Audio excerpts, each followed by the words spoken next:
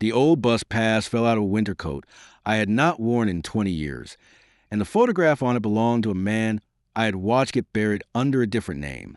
I was 66 then, retired from making dental crowns and bridges in a laboratory outside Milwaukee. Most people never think about who shapes the teeth that go into their mouths. That suited me. I had spent 38 years working under bright lamps with tiny tools, repairing what strangers wanted nobody to notice. The coat was a brown wool thing my wife, June, had been asking me to donate. When I pulled it from a hall closet, something stiff slipped through a torn seam and landed near my shoe, a Milwaukee County monthly bus pass. The year printed across the top was 2001. The photograph showed a thin man with dark hair, narrow shoulders, and a scar cutting through his left eyebrow. His name, according to the pass, was Leonard Shaw. I knew him as Peter Vance. Peter had worked beside me at the dental lab for 11 years. He mixed porcelain, told terrible jokes, and ate the same ham sandwich every day. In 2003, he died after a short illness. I attended the service. I stood 6 feet from his casket, while his wife thanked me for being his friend. But the man on the pass was Peter. Same scar, same crooked front tooth, same tired eyes. June found me sitting on the hallway floor. What happened? I handed her the pass. She looked at it, then at me. Who is Leonard Shaw? That is what I want to know. On the back, beneath a row of punch dates, someone had written one sentence in blue ink. Do not let Martin see me get off. My name is Martin Hale. And until that moment, I had never known Peter was afraid of me. Peter came to the lab in 1992, when I was 41 and newly promoted to floor supervisor. He was quiet during his interview. Not shy, careful. There is a difference. Shy people want to speak and cannot. Careful people decide what each word will cost. His hands got him hired. He could build a molar from wax, so naturally you forgot it had never been alive. He understood color too, not just white, but the faint blue near an edge, the warm yellow toward the gum, the little imperfections that make a fake tooth believable. You learn that somewhere? I asked him, watching. Watching who? People who smile. That was Peter, an answer that sounded complete until you thought about it. We became friends slowly. Lunches first, then fishing trips, though he hated touching bait. He and his wife, Carolyn, came to our house for chili. June liked them both. Peter never talked about childhood. He said his parents were dead. No brothers or sisters. He had grown up around Chicago, which could mean half the Midwest when a person did not want to be found. The bus pass bothered me because Peter drove to work. A blue Chevrolet with a dent above the rear wheel. He complained about gas prices every Monday. The punch dates showed he used the bus mostly on Thursdays. Route 27. I remember that route. It ran from the industrial district to the south side, passing St. Agnes Hospital, and ending near an old neighborhood called Walker Square. The note said not to let me see him get off. That meant he had carried the pass inside my coat. I checked the lining more carefully. There was no second clue, no hidden letter, no address, just loose thread and 2 peppermint wrappers that had probably been mine. June sat beside me at the kitchen table. You could leave it alone, she said. Could you? No. That was why we had lasted. The transit office kept old records only on microfilm, and a woman I reached by phone told me rider information was private. What if the rider is dead? I asked. Still private. What if he was using another man's name? She paused. That sounds less like a bus question. She was right. So I called Carolyn. Carolyn answered with the television loud behind her.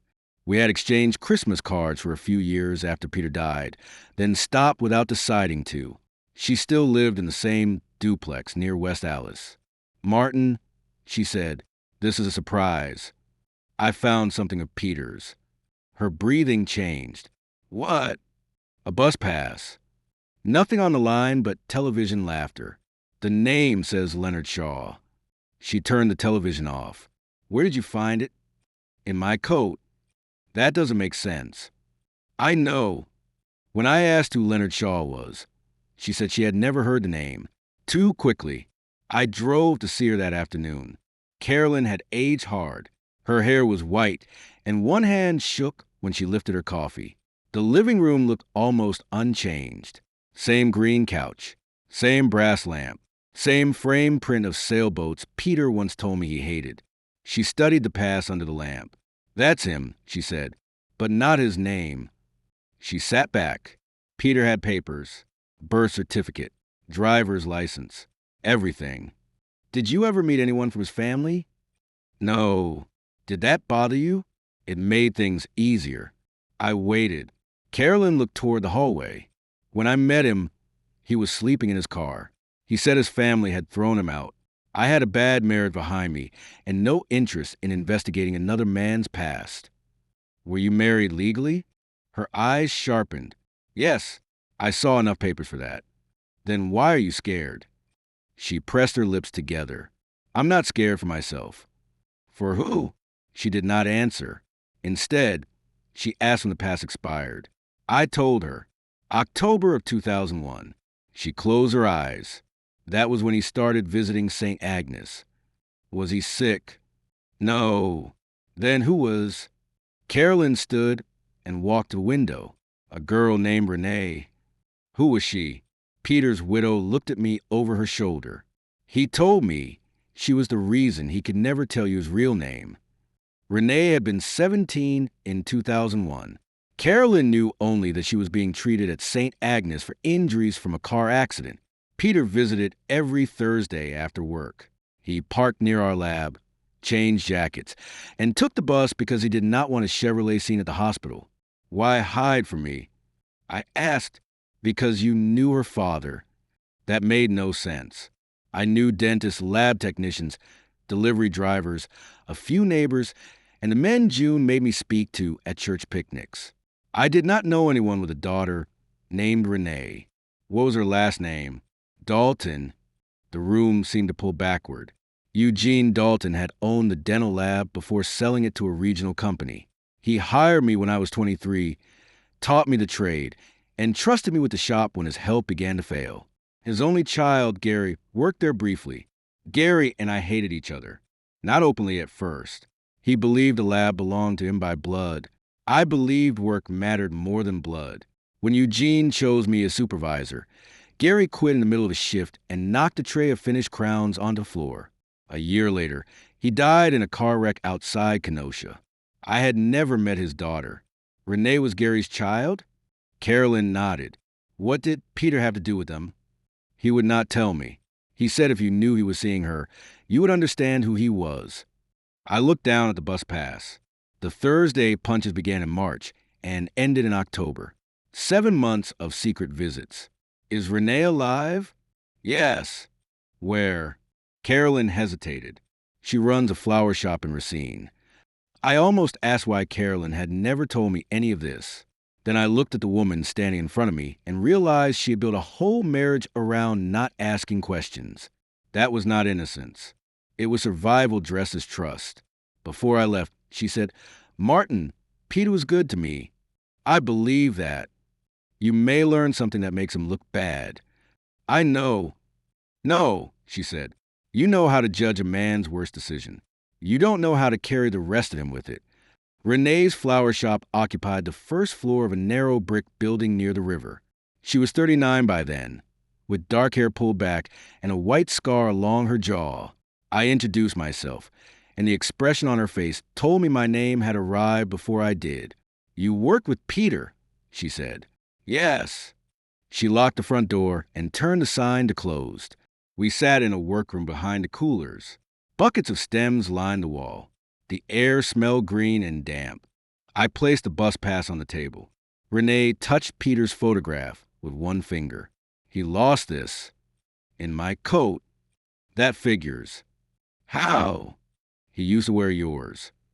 I stared at her. She smiled faintly. "Not often. He kept an old brown coat in his car because he thought it made him look like somebody else. He said it belonged to a friend. My coat had disappeared from the lab for several weeks that autumn. I had blamed the cleaning service, then forgotten about it when it returned to the rack. Why did he need to look like somebody else? Renee folded her hands. My father was not alone when he died. According to the newspaper, Gary Dalton had lost control on a wet curve. Single car accident. No passengers. Renee said that was false. A second man had been in the car. He survived, left before help arrived, and never came forward. Peter, I said. She nodded. The first twist settled into the room. Peter Vance was Leonard Shaw. Leonard had been with Gary the night he died. He was driving. Renee said, I could hear refrigeration units humming behind us. Why wasn't he charged? Because nobody knew he was there. Your father's car? Yes. Was Peter drunk? No, my father was. She looked down at the table. Dad made him drive because he could barely stand. They argued. Dad grabbed the wheel. The car went off the road. Leonard pulled Gary from the wreck, ran to a farmhouse, and called for help without giving his name. Then he disappeared. Why? Because he thought your boss would blame him, and because he was already living under probation from a theft charge in Illinois. Renee said Leonard Shaw had stolen tools from a machine shop when he was 19, not to feed children, not for some noble reason. He stole them because he was angry broke and certain the world owed him a start. He received probation, then violated it by leaving Illinois. After Gary's death, he believed coming forward would send him to prison and make him responsible for a wreck he could not fully explain. So Leonard became Peter. The identity was not purchased from criminals or built with impossible skill. He used the name of a cousin who died as an infant, obtained records before agencies shared databases as well, and spent years keeping his life small enough to avoid scrutiny. How did you learn the truth? I asked. He came to the hospital after my accident. Renee had been hit by a delivery van while crossing a street. Her injuries were serious but survivable. A newspaper article included her father's name. Peter saw it. He said he had spent 10 years telling himself I was better off without knowing, she said. Then he read I might die and realized that was another excuse. He visited under the Leonard Shaw Pass because he was afraid Eugene Dalton might see him. Eugene was still alive then and visited Renee on Fridays. What did Peter want from you? To confess. Did you forgive him? No. The word came clean. Not then. She said he told her everything over 7 months. Sometimes for 10 minutes. Sometimes an hour. He brought no gifts. Asked for no mercy. He simply answered whatever she wanted to ask. Why Thursdays? I said, that was the day my father died. I looked toward the rows of flowers. Why stop in October? Because I asked him to. Her voice tightened. I had started waiting for him. That frightened me. I did not want the man connected to my father's death becoming the person who helped me survive mine. That was understandable. So was Peter leaving. The mystery should have ended there. It did not. Renee said, there is something Carolyn never knew. What? Peter did not come to me only because of guilt.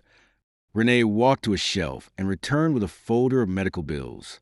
Peter had paid several of them. Not large amounts. $50, $75, $100 when he could manage it. The payments continued after she told him to stop visiting. He used his real name. She said, Leonard Shaw. That was why the bus pass existed, not simply to hide. It allowed him to enter the hospital, make payments, and sign forms under the name tied to the accident. He wanted there to be a record that Leonard had done one decent thing. Renee said, did you tell Carolyn? No. Why not? Because I was angry that she got Peter and I got Leonard. The sentence sat between us. 2 names. 1 man. Different versions divided according to who needed him and who feared him. I asked why Peter had written that I must not see him get off the bus. Renee looked surprised. He didn't write it. Then who did? I did. She had ridden a route with him once after being released from rehabilitation. Peter was helping her get used to traffic again. When the bus approached St. Agnes, he saw my car behind it. You were following the bus? She asked. I remembered then. The lab's delivery van had broken down. I had taken my own car to bring cases to a dentist near the hospital. At a light, I noticed my brown coat through the bus window and thought I was mistaken. Renee said Peter panicked. He told me you were the one person whose respect he could not stand to lose. So you wrote the note. I handed it to the driver and asked him to warn Peter if your car came around. The driver must have written it on the pass, then returned it. Why would my respect matter that much? Renee did not answer immediately. Because Gary had been trying to get you fired. I sat back. Before the crash, Gary had accused me of falsifying production numbers. Eugene investigated and found nothing. I assumed Gary acted from jealousy. Renee said there was more. Peter knew the accusation was false because my father asked him to plant the evidence. Leonard had been doing temporary delivery work for the lab. Gary offered him money to place altered invoices in my desk. Leonard agreed. He needed cash, Renee said. Then he met you. I tried to remember him from those days. A thin delivery man near the loading door. A face I might have passed without seeing. Renee continued. You helped him change a flat tire one night. You bought him dinner while you waited for the tow truck. You talked about Gary. What did I say? That he was difficult, but not worthless. You said his father loved him and did not know how to show it without giving him things. That sounded like me on a generous day. Leonard took the altered invoices out of my desk before anyone found them. Gary discovered what he had done. They argued in the car. Gary was drunk. Leonard drove, and the wheel jerked beneath both their hands. The second twist was not that Peter caused Gary's death. It was that he had saved my career hours before the accident and then spent the next decade believing he had no right to tell me. He came to work for you later on purpose, Renee said. Not to hurt you. He wanted to see whether the man he remembered was real. I thought of Peter's interview. The careful answers. Those gifted hands. Why didn't he tell me? Because then you would ask how he knew Gary. And everything would come out. She nodded. Peter had built his good life on top of one terrible night and several cowardly choices. He loved Carolyn honestly. He worked honestly. He befriended me honestly. But honesty added later does not erase the foundation. It does not become worthless either. When I left the flower shop, Renee walked me to the door. I forgave him before he died, she said. Did he know? Yes. I'm glad. She looked past me toward the street. I did not tell him he deserved it. Did he? I still don't know.